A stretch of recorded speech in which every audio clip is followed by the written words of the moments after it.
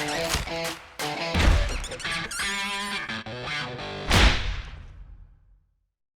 everyone, thanks for checking out this episode of Den Discussions. Before I play the recording from last week, I wanted to say a few things. First off, a big thanks to Jason for being open to doing this and for giving such detailed answers.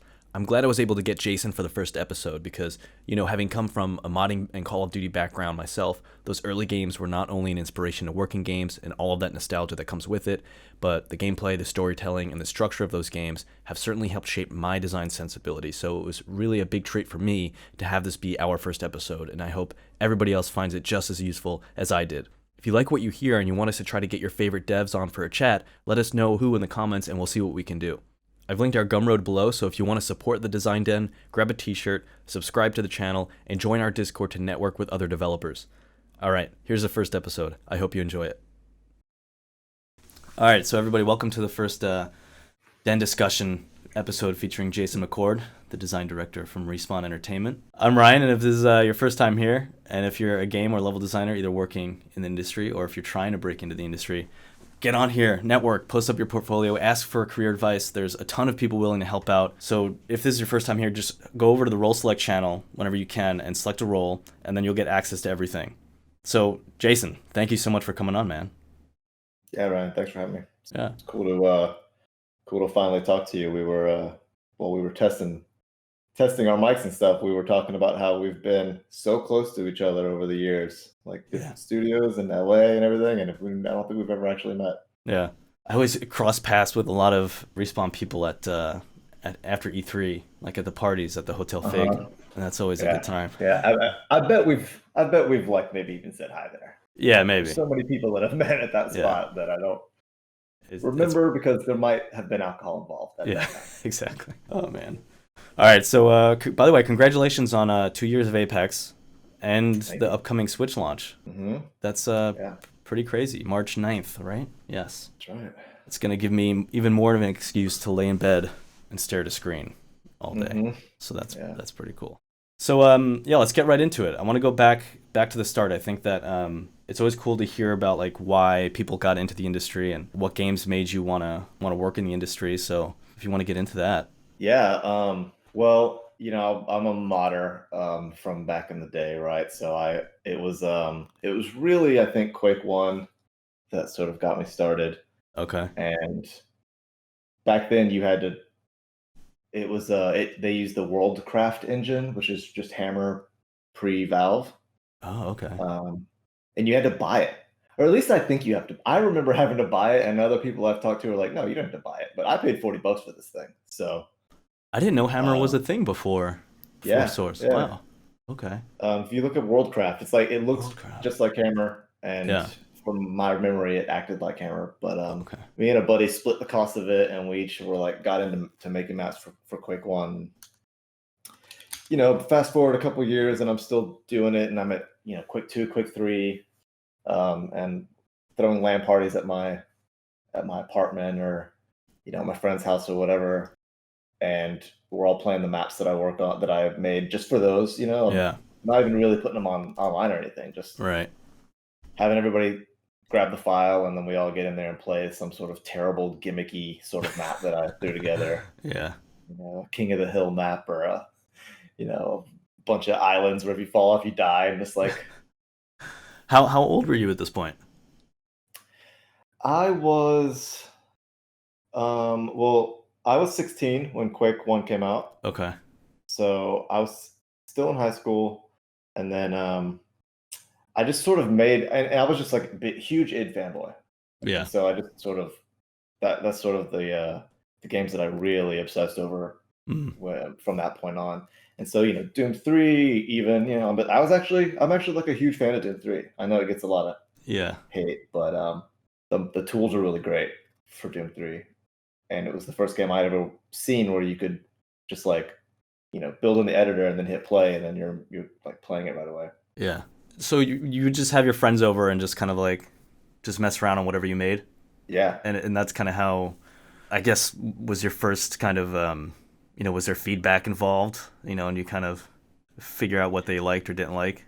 Not really. Yeah. I mean, just messing around. Yeah. I mean, they're buddies and they don't want to like. Yeah. Tell you your map sucks too much, and you just kind of everyone's just kind of hanging out and playing Yeah. this terrible map. So it was fun. Yeah.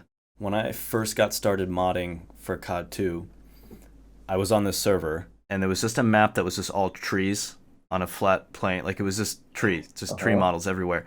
But there was like there was a tunnel that just went right underneath it, and it was just a straight tunnel just full of boxes.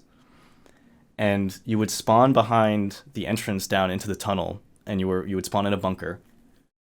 And it was like the most popular map. And it was the servers at that, like you could do 64, I think.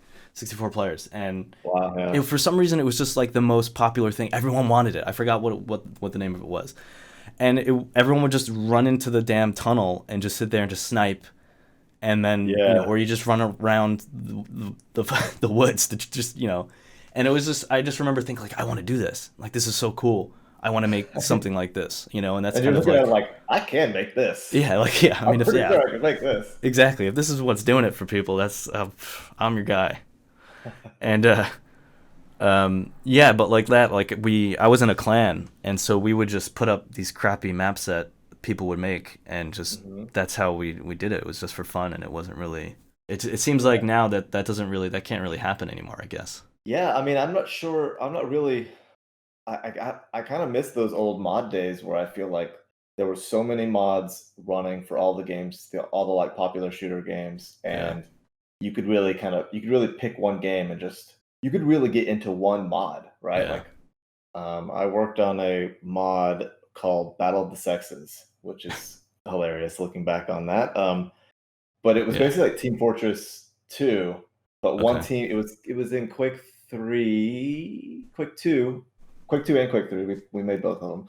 And then one team was females and one team was males, and they just like the females were faster and had, they were just faster, I think, and then the males had like more hit points. It was just that sort of thing. But then they Yeah. also had classes, and it was just a Team Fortress sort of ripoff, but Okay. I got super into making that mod and made a lot of maps for it. Yeah. And when I think of Quake 2 and Quake 3, I think of that mod. And it only had like a community of like 100 people, Mm. but it was really impactful to me. Yeah. Yeah. Things have changed. Old. Yeah.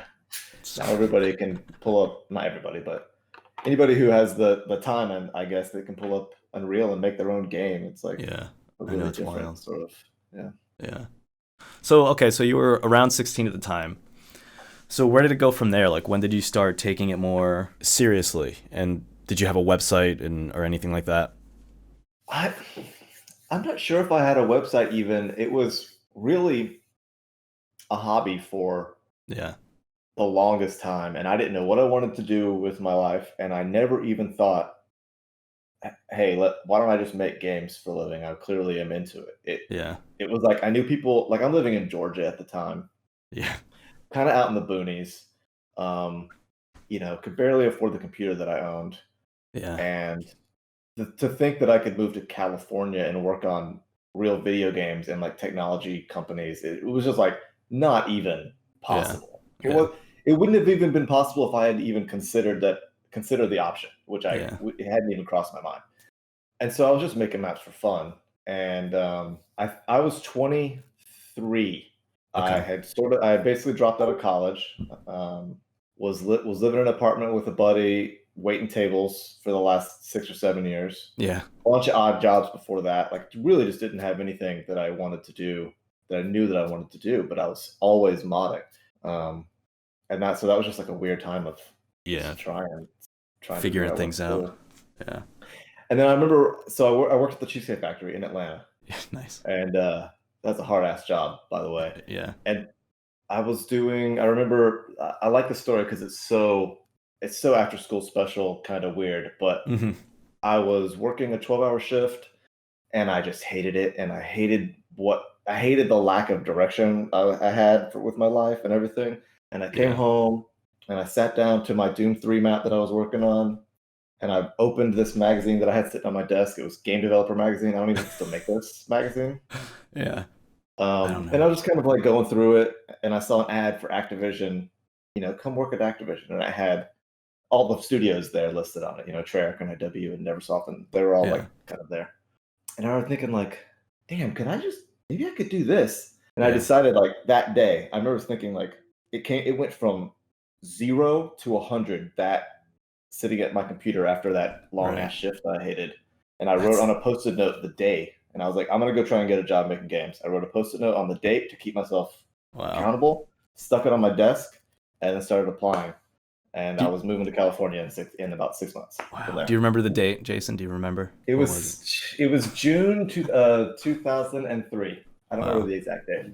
It's funny because that story, it sounds like how if they wrote a movie, like Adam Sandler wrote a movie about how to get, like you came home from working a hard shift and open up the magazine. It's right there. No, that's awesome though. That's really cool. So you said 6 months? It took about 6 months, and I would say probably 3 of those were like I was talking to different studios. Okay. And then one of those months it was like I got the offer, and then I had to sort of I think they gave me 2 weeks to pack up all my stuff and get in a U-Haul and go to California. Was that for Gray Matter? Yeah. Okay. And how did you have how was the first interview? Like how was that whole process at that time? It's not too it wasn't too different than it is now, really. Yeah. Got flown in, which was crazy. Like I just can't express how crazy this was to me at the time. Flown to California to talk to some people that make Call of Duty, so that's pretty cool. Yeah. I don't know. I just remember a boardroom, and I was talking to the lead designers, and I went out to lunch with them. I don't really remember the content. I had to do a test. So you went back home and did the test, or I think I had to do a test before I got there. Right. Okay. Yeah, that makes sense. Yeah. So then, okay. Did you play, were you a big fan of COD 1 at that time, or was it just more about the job kind of thing? I had played COD 1 and thought it was amazing. Okay. I thought you were going to say okay for a second. No, it wasn't a game that I was like, I'm going to mod and super get into, but I remember just playing it because it was, I don't even know if it was popular. I think it was pretty popular at the time. Yeah, yeah. And, I remember doing mortar runs and just thinking like that was the most intense gaming experience I've ever had. Yeah. But it was sort of like I played it. That game was cool. Yeah. And I didn't really know that they were going to work on it. So yeah. Okay. So they didn't with the test. You didn't have to do a test in the modding tools or anything for it. I did actually. Okay. They and the tools were all like broken, and I installed them and it wouldn't start, and like days of it was me trying to figure out like how to uninstall them, reinstall them. I'm editing my registry and just doing all this crap, and it's like, oh my god, the possibility of a job is lying on the fact that I can't start the tools that they sent me. And there's no YouTube to back you up. And there's literally nothing. Yeah. There's like a couple modding websites, right? And you have to dig through old posts from people to figure it out. Yeah. Okay, so then go ahead. I was just gonna say the test that I made. Like I was thinking back on the actual map that I gave them was terrible. It was, I mean, anything that has happened to me that I consider successful in my career, I look back to that moment and I'm like, oh, thank God they looked past that test map. Because that was a make or break moment, and it was really bad. Yeah. I mean, if your other maps have been fine, I mean, I'm sure they just looked past that stuff. I mean, also too, it's probably not as bad as you maybe think when you handed it in, or maybe it was. I guess I don't know. Maybe. I don't know. I remember that part pretty clearly. It was pretty bad. Yeah. All right. So from there, you worked. Gray Matter merged into Treyarch, right? Yeah, it didn't take long. I was there. I don't even know how long I was there, but it wasn't very long. And I think even when I got there, they were like, "Yeah, so this is going to be Eventually, we're going to merge soon. We're merging with Treyarch." And so by that time, UO had already come out. Yes. And UO was UO. That was just Gray Matter, right? Right. Mm-hmm. So then the next thing was Big Red 1. Right. Once we merged with Treyarch, then it sort of became Treyarch can do console games. Was sort of the rhetoric at the time for that I remember. It was like, oh, these guys know how to make console games. They've got the right engineers and everything to do. Yeah. So we're gonna take Call of Duty to console. And they didn't. Oh, okay, yeah. But they didn't work on COD before that point though, Treyarch, because just Gray Matter and IW had. Right. Okay. Yeah, they were making Spider-Man. Yes. That's right. And I'm not sure what else they worked on. And Big Red 1, was that, or was it 3 that was only like 8 months or something? But well, yeah, I think Big Red 1 was 9 months and COD 3 was like 6 months Okay. or something. Wow. It was back to back, pretty impossible. I can't even imagine that, because now that just seems like such a blip in the timeline of a Yeah, game, you know? I just yeah, I think in it's like six pre-production now. yeah, and I think of like 6 months at a time when I'm working on a game now, where it's like, what's it going to be in the next 6 months? How much can we do in the next 6 months? So to Right. think that that would just be the full, almost a full game, that's yeah, that's wild. It was a weird time. Yeah. So after you got to, let's just fast forward a bit. So you went over to Infinity Ward, and you were there right at the beginning of Modern Warfare 2, right? Right. Okay. It was well, I would even say it was right after COD 4, Okay. Modern Warfare 1, and we didn't know what we were making yet. Okay. So Yeah, that was because kind of a it fun time. wasn't always guaranteed if there was going to be a sequel, right? I mean, Yeah, I mean, this they didn't really want to make a sequel. They yeah, kind of did and kind of didn't, yeah, and so there was a lot of like discussions out in yeah, the neighborhoods, right? You remember what they called that when you were there? yeah. The I, spots in between all everybody's offices with all the couches and stuff. You'd oh, hang right, out yeah, there, and like there were lots of fun conversations about what game we'll make there. yeah. And then so yeah, because usually like the way, especially now that was still at the time when it was a 2 year dev cycle for COD. And so if Modern Warfare 1 shipped, usually my assumption is that would be like you're saying now, it's probably not until the following spring, already probably 6 months later, that development really starts, right? So it's only about a year and a half then for that next game. Yeah, And that sounds about right. okay, so and then somehow you managed to work on like Cliffhanger, Gulag, the two DC levels, the Afghan Caves one. I forget the name of that one, and then you did a multiplayer level, and then the whole credit scene with the museum. Right? Hmm. Like that's insane. I mean, that's so wild. How did you manage to like make all of that? Um, I definitely give credit to the culture Yeah. of IW at the time, especially. It Mm-hmm. was when I started there. It was I remember going. I remember being new and getting put in the multiplayer pit, Mm. and the multiplayer lead Todd Alderman. He was like, Yeah. uh, just make a multiplayer map, just whatever. And I was like, well, what game are we gonna make? And he was like, I don't know. Let's just make whatever you think is cool. And I was like, oh, okay. And he's just sort of like keeping me busy while we figure out what's going on, right? Yeah. So, and I need to learn I mean, their tools were pretty much the same that we had at Treyarch, but it's like I need to Mm-hmm. learn, engine specifics and the assets and stuff. So, Yeah. I started making something, and it's like a neighborhood. It's like a modern day backyard between houses, sort of like really, really reminiscent of where. And I'm like, okay, this will be a multiplayer map. We'll play test it in the next few nights and see if it's any good. And I kept working on it, and it wasn't great, honestly. And um, we ended up cutting it as a multiplayer map, but we ended up they ended up using it for a Okay. single player for the Wolverines level. You go through like a Uh, neighborhood before you get out yes. to the restaurant and stuff. Yeah.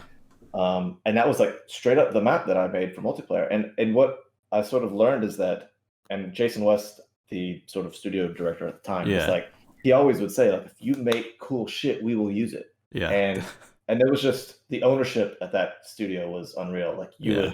you would be left alone to find something cool, and you would start making stuff, and then you'd be like, I made this, and everyone, if it was cool, it's like, okay, well, we're using it. Put a script on that, make a level. Right. And so they just sort of set me free, and I just, you Yeah. know, head down, made stuff, and they just wanted to use it. It was great. And then didn't the designers used to also art most of the maps, right? Yeah, To varying yeah, degrees. the environment artists were. I mean, I don't say entirely, but mostly they made props, and then Yeah. a lot of character artists and stuff, vehicle artists. But for the So most you part, yeah, Radiant was fully featured enough yeah. for the level designer to pretty much Wow. finalize it. Like I think every map that I shipped, except for Cliffhanger, Yeah. every map I fully arted and lit and did 100%. And lit. Wow. All Yeah. right. Yeah, that's impressive. I mean, I know that the fidelity of things has changed, but I Oh mean, even yeah. when you look at those maps still, I mean, And I remember at the time, like when I worked there, I would open up some of that old stuff and just look around. And I mean, yeah, Gross. it's Don't it's don't it's look at still that super. stuff. What's that? Don't look I at that said stuff. gross. Don't look at my I was map file. Come on. checking out the portaling. I needed to see. Yeah. Yeah, no, but I mean, they're still ridiculously like impressive to see. So that's just it's just wild to me that you made so many. I mean, that's what Cliffhanger and Gulag, the two DC levels, Afghan Caves 1-5, the multiplayer one, and then the credit scene. And then but on your port, did you do the intro too? The training mission? Yeah. So The that's like training mission. seven. That's But the insane. tools were so fast, and I'm Yeah. sure they still are. It's like the Radiant was built for speed, Yeah. and you had to take advantage of it. I mean, the training map. It's a small little map, right? It's a desert. It's like not that Yeah. exciting visually. But I completed that. We sort of at some point said, "Oh crap, we need a training map for this game." Like really towards the end, Yeah. and Jason or somebody, one of the leads came in and was like, "Hey, McCord and Keating, a guy that I sat next to, the designer, he was like, can you guys make a training map for this game?" And we were like, "You got it." And Yeah. it went from nothing to what you see in game right now in about 2 days. Yeah. That's wild. And it was just there was no iteration. It was just like Yeah. there it is. Let's That's ship it. yeah. Not as many cooks. Yeah, Probably helps too. I remember, 100%. yeah, because now, I mean, this is one of the reasons why I'm so impressed with it. It's just that now, I think with the newest Modern Warfare game, those levels are probably more on par geometry wise, like the amount of geometry with maybe Modern Warfare 1. Close. But Okay. before that, like there was this upward kind of like everything just needs to be bigger and crazier, right? Like it's starting with like MW2.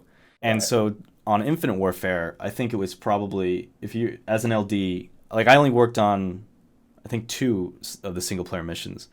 And that was probably pretty average for like a designer to work on just two Hmm. levels. And then you were also working with there was also usually another LD on it with you and then also the scripters.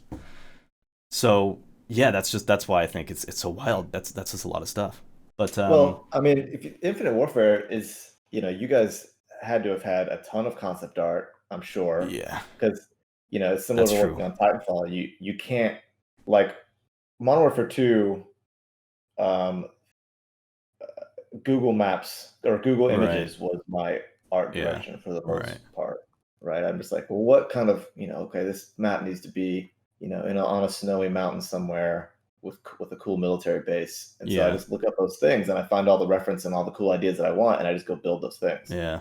Yeah, you weren't building like an airport on the moon. Yeah, or some crazy spaceship that needs like just Yeah. tons of curves and really good UV mapping that Radiant can't do. Yeah. So Yeah, that's yeah. And it's a sequel, so all the groundwork was already there with MW1 yeah, um sure. in some ways. Yeah, cuz wasn't the that where the Burger Town is in Wolverines, that's in there's a video where this person went to like they drove to that location like where it's a Taco Bell I think and they're driving around the parking lot and it's so wild how close it is. Is It's it the exact same space? yeah, yeah, everything's and yeah, and what's crazy is that when you play the game, the gameplay like the whole like the defense scenario and everything. To me, when you play it, it's just like, oh, this is just it's just for the video game. Like this is not a real thing. Mhm. There's no way that they could have set this up. But yeah, it's exactly the same in real life. Well, the studio was set up in a way, like I said, so much ownership, Yeah, and the scripter would come onto the map after the level designer was mostly done, yeah, usually almost completely done. yeah, And sometimes they would get a map and be like, I don't really know how this is going to play out. mm, They would have like a sandbox of geo, and right, the level designer would be like, okay, I kind of am imagining a fight here, and then maybe a defend, and then this, Burger Town or whatever it's called versus this restaurant, and like that kind of fight. And the script would be like, all right, I got it, and then they would sort of own it from there and go make what they wanted. right. That's So, interesting. Yeah, I mean, Gulag, the bathroom, the shower yeah, scene is like a complete ripoff yeah. of From Rock, yeah, and no one even at the studio almost like I don't even know no one even said anything. It was yeah, totally fine. yeah. The things you can get away with sometimes. So okay, I wanna fast forward again because of time. I Mhm. wanna catch up to Respawn and Apex Legends. So when did development really start on Apex Legends? Because I like looking it up and kind of like I played the game when it first came out, right? And Mhm. so to me, because I was reading Chad Grenier's the recent looking back at 2 years of Apex article that's been out, Mhm. and in there he mentions that the first time that the company had a playtest for it was about 2 years before the release, and it was this mode called Survival, and Right. so that puts that date roughly around March 2017 or so, and so Mhm. or even maybe January or February, and then so PUBG started showing up in early access in late March of that same year. So I'm just asking like how much of that early survival mode was influenced by PUBG, if at all, and like what was that mode and how did that kind of look at the time? Um, I think it was. I think it was influenced by the concept of what we were seeing in um, the space of a more open worldy sort of multiplayer experience. Okay. I mean, it was like something exciting. I had to have been taking off at the time, right? It was like PUBG kind of blasted out of the gate, right? Yeah. Yeah. But you also had all the games before it. I remember Right. a lot of people in the studio played um, uh, Was it H1Z? H1Z1 and Yeah. yeah, some of the uh, there's some other game that was Arma or Arma no, that was wasn't. was referenced a bunch. There was another zombie one um, that I can't remember the name of. And the people that worked on it right away, like right out of the gate, Yeah. Carlos Pineda and Alex Roycewitz were just Mm-hmm. one of the scripter and a level designer, Okay. and they just sort of had time after Titanfall 2 shipped, Yeah. and they wanted to try this thing, and Hmm. they were inspired by the games they liked, and Yeah. so they just started making it. And I wasn't really involved for a while, right? Yeah. There was Titanfall 2 shipped, and then we were doing um, some DLC for it and a little bit of support for it, and then we kind of Yeah. went into that sort of beautiful limbo stage where Yeah. the future is limitless and the world is your oyster and you can make any game. Yep. And we were thinking about, what are we going to make next? Is it going to be Titanfall 3 or is it going to be something else? And Yeah. um, I was sort of on the on that train of like, what is? I was actually really more focused on a single player thing at that time. And then Okay. these Interesting. guys kind of started making this mode, and Yeah. we started playtesting it. Um, we get in there and we start playtesting it with pilots, and it had Titans, and Yeah. you were picking up abilities off the ground and stuff. It was really a Titanfall survival game. Yeah. So then And it's was just it? one of those magical things, right? Like you start playtesting it and you're just like, this is really fun. This is more like we had this thing while playing Titanfall 2 where you're playing the maps that are going to be on the disc and then DLC, and you're like, you can tell people are just sort of like, oh, another map, cool. Let's Yeah. play Titanfall 2 to death, and we're just testing this new map, and it's the playtest kind of feels like part of the job. Yeah. And then you playtest something different, like the survival mode, and suddenly it was like, no, this is what it feels like when you're playing a game at home and you're just really into it. Yeah. And that's when you know, like, okay, there's actually something really special here. And it was a battle royale kind of like from the start. Uh, Yeah, Okay. yeah. I mean, I'm trying to remember Yeah. it, Yeah. but And then at some I'm point pretty sure it was. someone was like, let's put a circle in it, and then that was it. Yeah, Yeah. That's cool. yeah. So Kings Canyon now. Hmm. The When I look at Kings Canyon, like I've looked up a lot of this stuff about. Like, I know you have some articles and on your website you have some information about it as well. One thing that I like wanted to ask you and kind of about it's more from like a level design kind of side is like when I look at games like PUBG or even Warzone and those games, they're grounded and boots on the ground, I guess, and Right. the points of interest in those games, they're built in a way where they don't really contain players super well, and they promote a lot of like movement freedom, and most of the points of interest are not walled off or self-contained at all. And to an extent, like as a player, for me, like I feel like there's some control in that, but it becomes super difficult to own areas, right? Because there's just like an infinite amount of ways that you can enter and exit each area, and the sight lines are endless. But now in Apex, that's not really the case. I mean, points of interest, they sort of more like they resemble like multiplayer maps, right? to me anyway, when I look at them. And a lot of the areas are self-contained, and there's a finite number of ways in, and readable space or sight lines, and they're not connected by like these large open fields like in those other games. There's more of like these funnily kind of paths that kind of almost force players into combat. Right. And so was that kind of thing, like how was that planned, or was it planned, or was it just a natural kind of process of balancing the game with the mechanics, or is there technical limitations that caused that kind of thing, or? Yeah, I would love to say that, oh yeah, that was Yeah, it was just planned. from the beginning, Yeah. that was the vision, right? But Yeah. the story there actually is that, like I said, I was working on some single player prototype thing, Yeah. and our executive producer Drew McCoy came into the office and he was like, "Look, Hmm. we're probably going to be doing this survival game. That's probably what we're going to be doing, like for our next project. Okay. It's not 100% yet, um, but we can't solve this map problem. We can't make maps big enough. The engine, Yeah. the engine's just not really cut out for that kind of thing. So, can you please solve this?" And I was like, um, "Okay, I'm gonna have to shut my door for a while and go into, you know, go into the cave Yeah. of, to figure this out, and I'll let you know what happens on the other side." Um, Yeah. and so I really went into trying to solve this, like, how do I make a big map in this engine? And the first solve was, well, I have to figure out how big of an area can this engine render at the density that the studio wants to try to accomplish, Yeah. without, you know, crapping itself. So Yeah. I kind of did some tests and decided that, an area this big is how big the renderer can really still be functional. Um, and then I went about just huge brushes Yeah. in the map to separate this big map into these rooms. Is what it's kind of what I was thinking of them as. Um, and I was trying to like balance sightlines so that looking in from this room to this room would actually not draw the whole room, and that was sort of the starting point. Yeah. And then once we started playtesting it, then you start to see the benefit of actually having some controlled fights Yeah. in a mode that's pretty known to be, um, you can get shot from any direction. And Yeah.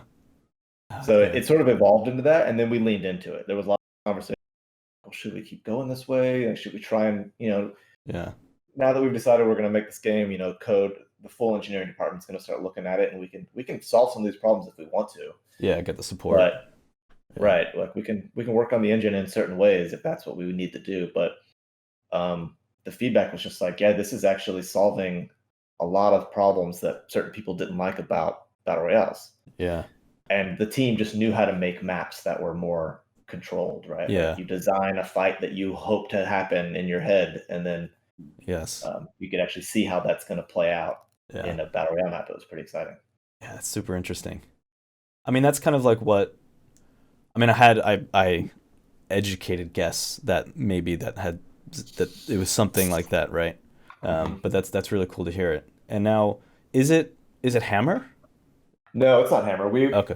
we got rid of Hammer before Titanfall 1 shipped, and Really? we Okay. basically just used like an outsourced Radiant or an Really? open source Radiant that we found a long time ago, and Yeah. Is it we've just put okay? a bunch of work into it to make it our own.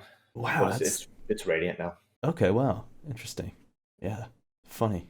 I Go will ahead. I will preach the benefits of Radiant Yeah. until no one will listen to me anymore. The I know. I speed of that actually. engine of that editor is so great. Yeah. I love Radiant. Actually, it's funny that So like I'm at Massive and we have Snowdrop in it. It's amazing. It's an amazing engine. Mhm. And recently my little brother he still plays COD 2 with his friends and like he was really into the competitive scene with like COD 4 and like Yeah. ranked like paid like all this stuff. And so recently he was like I'm getting some people back together, some of the old crew to play COD 2. Can you make us a competitive search and destroy map? And I was like, what? No. And he's like, come on. And I was like, all right, pandemic. Wow, you did it, huh? I'm in the. I've started it like a couple weeks ago, and it was fun though. I play tested it like last week with a few of them, And that was just really fun because it's just been a long time since I've jumped into something with other people, that I've made. Because I've been, doing a lot of single player stuff and open world. So, but yeah, Radiant is amazing. I love that editor. It's good. I wish there was more BSP based editors out there. Yeah. But yeah, so it's about 20 minutes left. I wanted to jump over to the questions. How does that sound? Sounds good. All right. Well, first of all, amazing game. I played, I think, like over 10,000 matches, so I'm kind of into Apex, I would say. Wow. Yeah, way too much. Anyway, I made also like 4 levels for Apex, I think. Just, trying to kind of get my skills sharp and potentially one day maybe get like a job I respond to. That's awesome. And something that I noticed is that, it's very difficult, honestly, to make something proper because I don't have the game, right? So I can make something in Unreal, and I try to, study like all the metrics and see a little bit how all the different characters are moving and, all that stuff. But I can't really test it like in any way, right? And I'm like, I would like to do better for the future, but I'm still struggling, try to find like a way to go about it, honestly.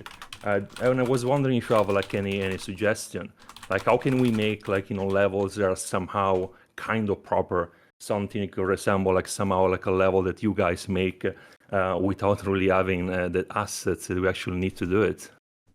How would you go about it? Oh man, I don't know. That's a tough one. I think I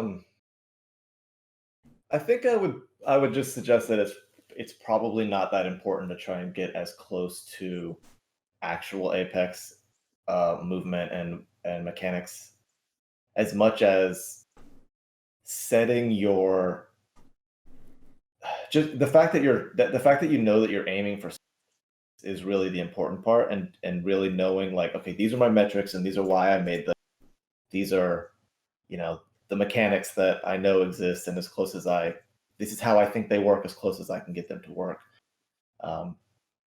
That's sort of the skill that's important more than trying to mimic the game actually. If you're trying to make something for a resume or something, I would just make that stuff clear, because I think if I were to look at your maps, I wouldn't judge based off of, oh, he didn't get the cover just exactly right, or the space is exactly right. I could see the intention of what you're trying to do, and it sounds like you have a lot of the right things in your mind. So I would say keep doing it. I really love when people do that. When I see like mock maps that people have actually made and tried to make good in the game, to me that's like a huge step in you actually wanting to work on the game that we're making. Yeah, thank you. Yeah, that helps. It's just, it's very difficult when you play the game and then you try to make something for it and you're like, yeah, but it's not good enough, right? And you guys should release modding tools. That would be awesome. I mean, I was, as a modder growing up, I would love that. As the more and more that games get more sophisticated, the harder that is to do, Yeah, it's unfortunate, but I know. Yeah. I don't know if you know of, I think it's called Legion, like a tool to just extract animations and meshes from Apex, actually. I don't think it's approved in any way, but it's floating around. oh, is it like a decompiler or something?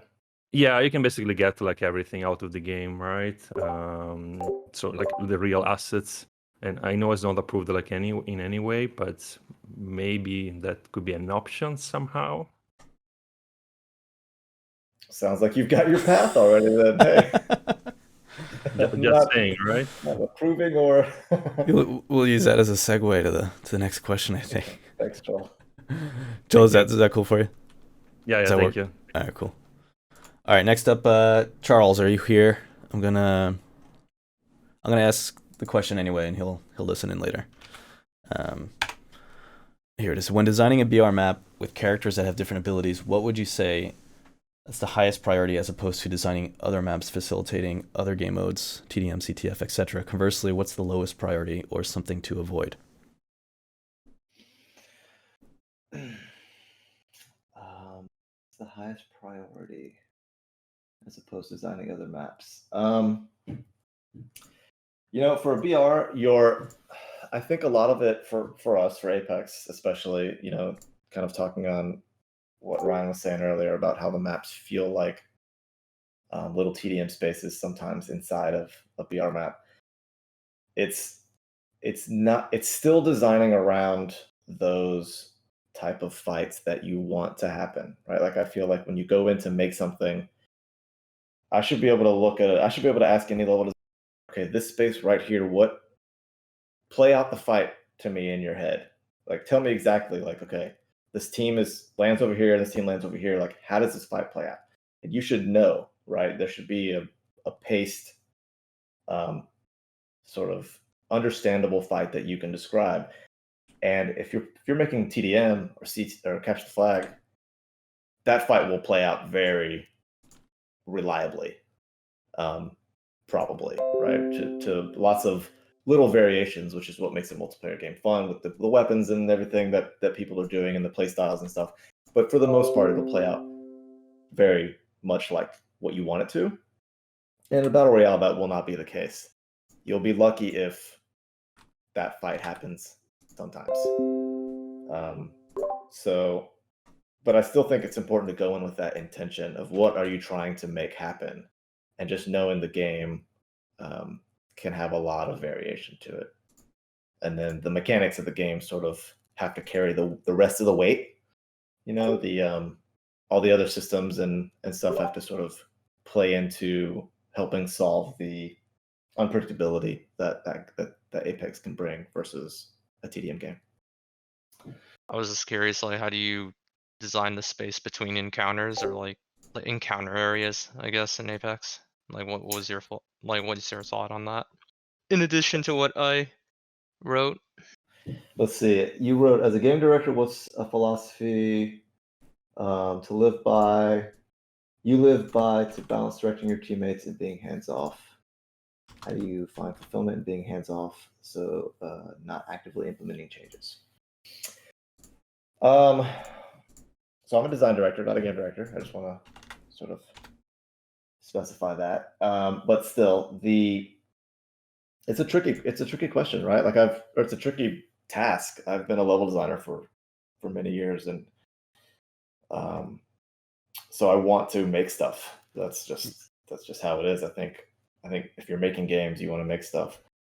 A lot of my fulfillment and satisfaction now comes from seeing the team get wins and seeing the team make stuff that I might sort of have to help. I might help point them in a direction, but then giving them enough ownership and trusting them to make something cool, and then seeing them make that cool thing is really an awesome new sort of feeling. And how'd you, I guess, transition? Because, like you said, when you're a level designer, you're kind of in the swamp of it, yeah, and you have, it's like I feel like it's an entirely different, I guess, value set than if you were a director. it Because your wasn't responsibilities are different. it wasn't easy. It still isn't easy. It's a transition that for me took.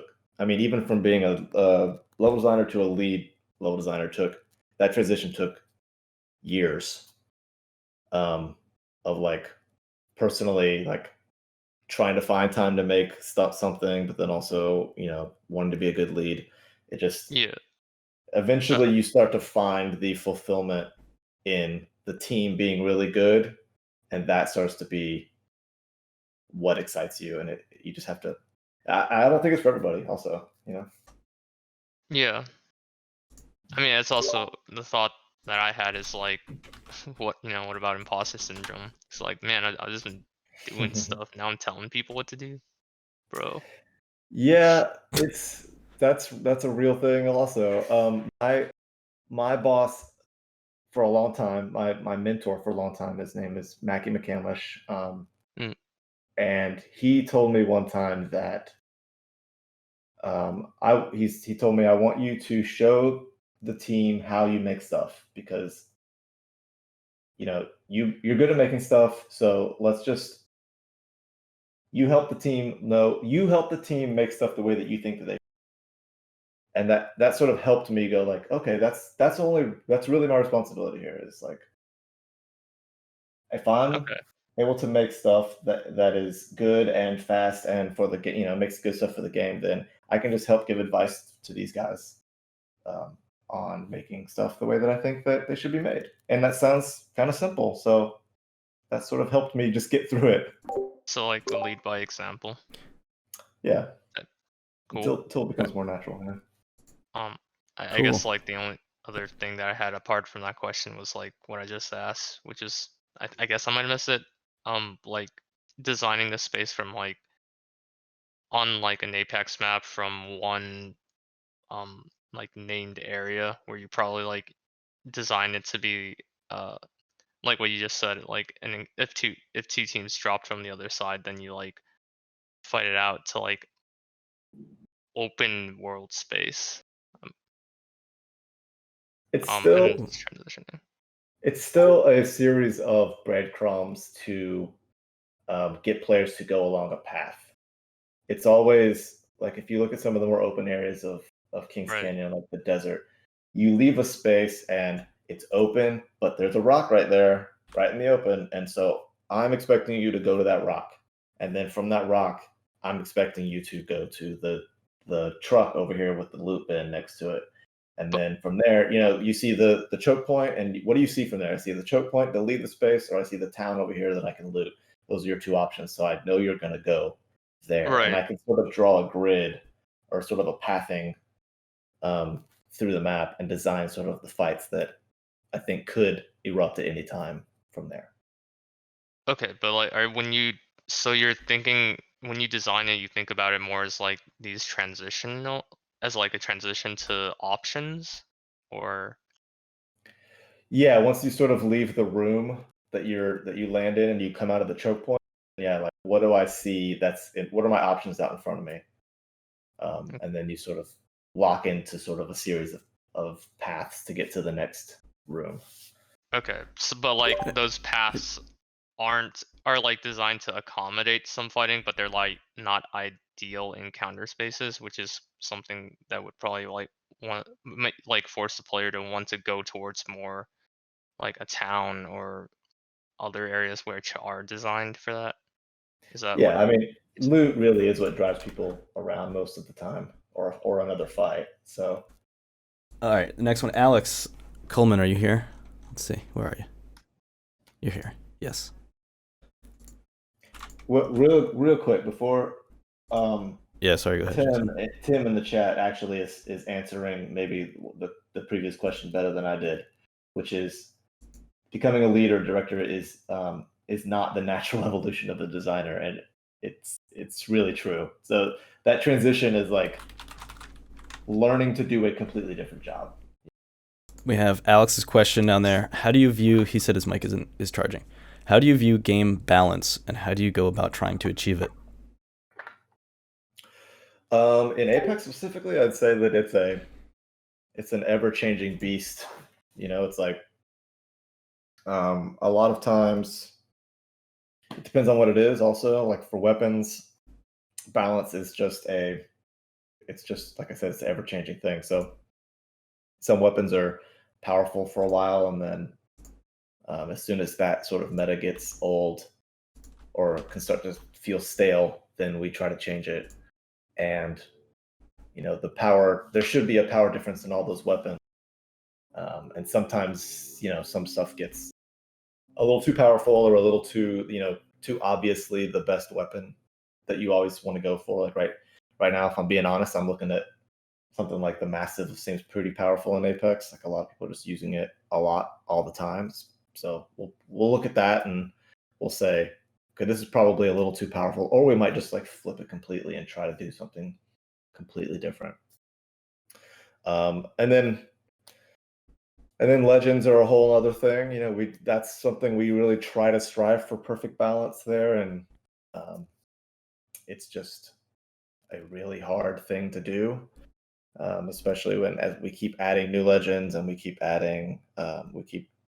changing different aspects of the legends to try and balance them. We look at win rates, we look at encounter rates. Encounter rate is sort of like you got into a fight and did you win the fight against that person? Did you get the kill?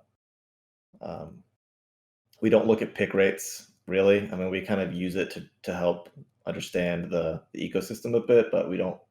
Pick rates don't mean too much for balance.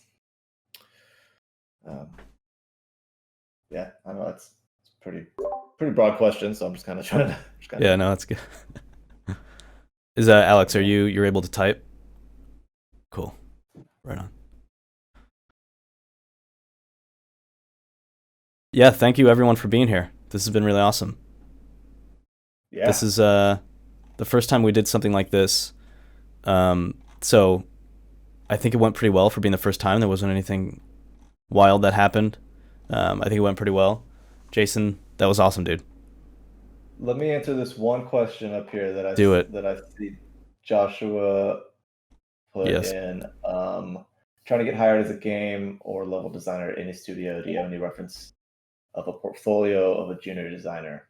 I actually wanted to say something about this when we were going to talk. Okay. And the reason is because I see a lot of resumes come through, and especially for junior designers, people in school, and I see a lot of incomplete isn't the right word, but they're also not complete visions, like vision projects that this person has made. I see a lot of school projects where the person contributed to some degree, and it's really hard for somebody looking at that resume to know what did you actually do, right? That's one of the things that we always ask ourselves internally when we're talking about how to interview. We always say, make sure you find out what this person actually did. If they're saying we a lot, like we did this, no. What did you do? I need to know what you did, right? And for something I don't see a lot anymore that really stands out to me, especially for a level designer, is when somebody has put in a lot of effort on one project that they owned. And this is a modding mentality, so I know I'm biased because this is how I got in. But I want to see somebody who has made something by themselves, put a lot of work into it, and it was their vision, 100% their vision, and they went and if you're a level designer, try to make it look good. And I'm not saying that because you need to be an artist. I'm saying that because if you're making something, you are trying to sell me on a vision. You're trying to sell me. You're trying to make me feel something with this map that you're making. And I don't know how you're going to do that if you lit it to be moody, in the mood that you want it to be in, and you haven't put in some props to sell me on the environment that I'm trying to be immersed in when I'm in it. Add audio to it, add effects to it if you can. Like, find these things with Unreal Store, and things are free all the time. There's no excuse not to have the opportunity to go in and sell your vision on a thing and let me play it. Because if I can sit down and play something that you put together, you didn't make all the assets because you're not an effects artist and you're not an audio artist or whatever, an audio designer, but I can play this full map that you made, and it was 100% your vision and 100% your execution. That's when it's like, okay, now I know what you're capable of. And you are, honestly, if you do that, you're putting out a better resume to me than a lot of people are. Try to be a finisher. Yep. It shows the passion. Yeah, that's actually a good. When I was, that game developer magazine I was telling you about. Yeah. I remember reading an interview with Cliffy B in one of those. Nice. And the advice that he gave was finish something. That's what yeah. I can't tell you how many times I see people post on Twitter, or even get applications from people where it's just block out, and they present this huge thing like, this is this new thing I'm doing, and it's just getting started. I'll update in a couple weeks, and then you never hear about it. And then like a month later, there's like another one, and it's like, well, what happened to that thing? So yeah. Yeah. Cool. Cool. Yeah. That's a passionate thing of mine. So I wanted to make sure Yeah, no, that's good. That's probably one of the that's extremely helpful for a lot of people here. So that's awesome. All right, cool. Thank you everyone so much. I'll probably be reaching out in the server, maybe do like a survey or something. I want to know how people felt about this and what we could do next to improve it. Thank you everybody for showing up. Really awesome. And thank you, Jason. I'm gonna pull you aside for a minute. Is that cool? Yeah. After we're done? Okay. All right. I'll call you separately.